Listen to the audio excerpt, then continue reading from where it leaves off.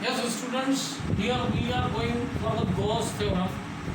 To understand Gauss theorem, we have talked in previous lecture about electric flux. Now, if we take a charge Q, this charge is giving electric field lines in all the directions. Say in this direction, say in this direction, say in this direction. In all directions, they are giving electric field lines. Now we know the number of field lines from a closed surface. This is. So if we are assuming like this, a closed surface means it will be a spherical one. एक spherical surface होगी और जब spherical surface होगी हम इसका यहाँ पे इस पॉइंट पे देखें तो यहाँ पे एक इलेक्ट्रिक फील्ड होगा और वो इलेक्ट्रिक फील्ड और इस एरिया को यदि हम ds लेके चलते हैं तो हमने टोटल फ्लक्स जो कैलकुलेट किया था that was closed integral E dot ds over the surface if we talk about this over total surface. तो यहाँ पर if we go through this, if the electric field and ds both are having the same direction, we can write it like closed surface E dot ds means E ds cos theta and theta is equal to 0 because both are in the same direction. So when we are having this both in the same direction, closed surface over this, it is giving us E ds. Now this is a very small area. If we talk about the total area, means it will be like this. Total this ds, total area, and if we are assuming this distance or this point, which is the spherical surface having a radius equal to r. Okay, so total surface area will be given by E into 4 pi r square. This ds will be given by 4 pi r square, and we know this. If we have assumed this, the charge over here it is q, then it is going to be 1 upon 4 pi epsilon naught into q upon r square, which is multiplied with 4 pi r square. So finally what we are having, the total flux over this closed surface will be given by q upon epsilon naught. Means finally what we have got? We have got this phi E is equals to q upon epsilon naught. This is the total flux in a closed surface area. The Gauss theorem is that, this is the Gauss theorem. Total flux in a closed surface area enclosed by this q charge.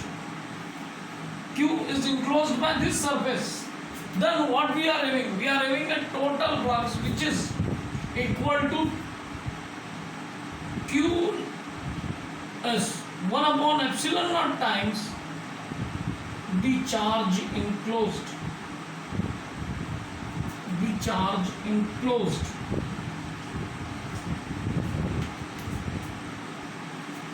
This is 1 upon epsilon times the charge enclosed. So simply what we are getting, the total electric flux. It states that the total electric flux is 1 upon epsilon naught times the charge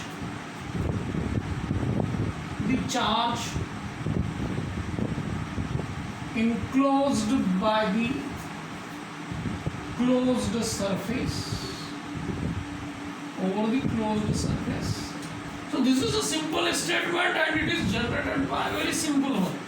जैसे कि Gauss ने देखा कि phi is equals to E dot ds है, इसने E की value substitute E and ds, if both are in the same direction then theta is equals to 0.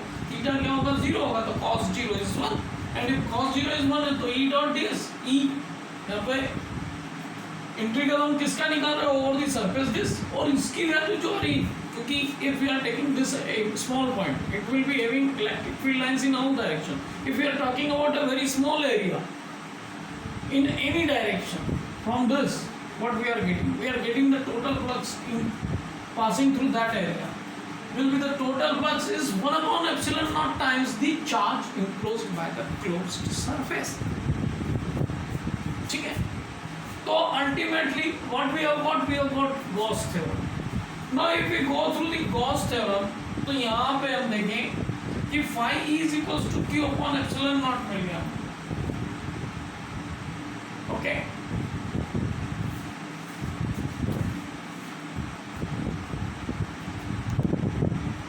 Now see here, we have got this Gauss theorem which is giving us this relationship.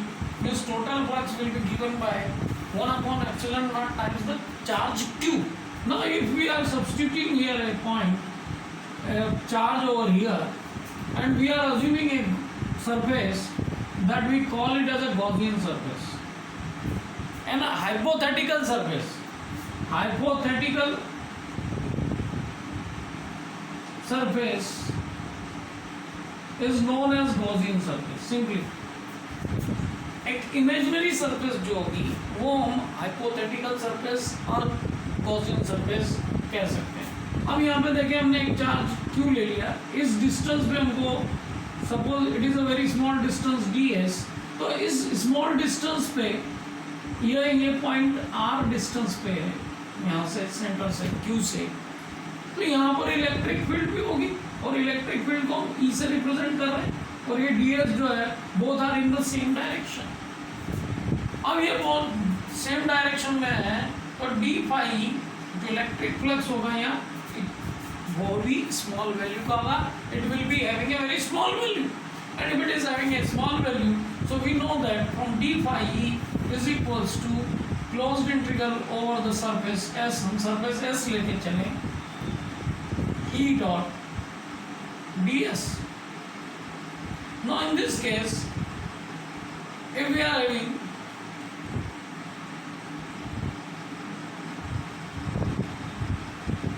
it will be E dot ds because we are talking about a small charge. Okay, so if we are talking about a small charge, so it will be E ds cos theta, and theta both are in the same direction. Electric field and ds both are in the same direction. Then theta will be equals to 0 and cos 0 is 1. And if it is cos 0 is 1, we are getting here relationship E ds which is equals to d phi E. Now if we talk about the total surface, total electric flux that will be given by, we can have this total electric flux over the total Gaussian surface that will be given by the closed surface E ds.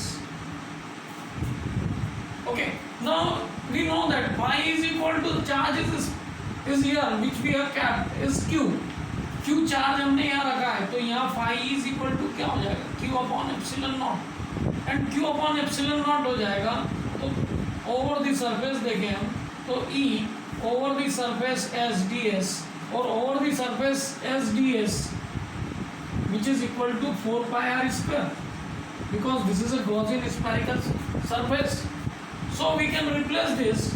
So we are having here it is q upon epsilon naught which is E into 1 into 4 pi r square. Now if we go through it, what we are getting electric field which is equal to 1 upon 4 pi epsilon naught into q upon r square. This is the electric flux which we are getting. Electric field which we are getting.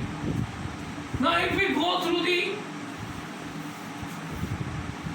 relationship between force and electric field, the electric field is what? Force per unit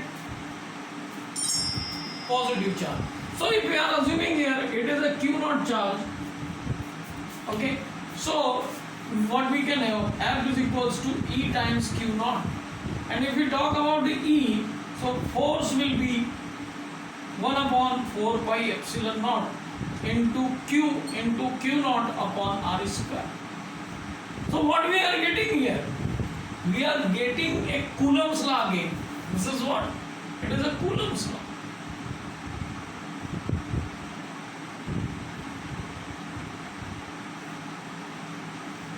So by the Gauss theorem, what we have got? We have got the Coulomb's law.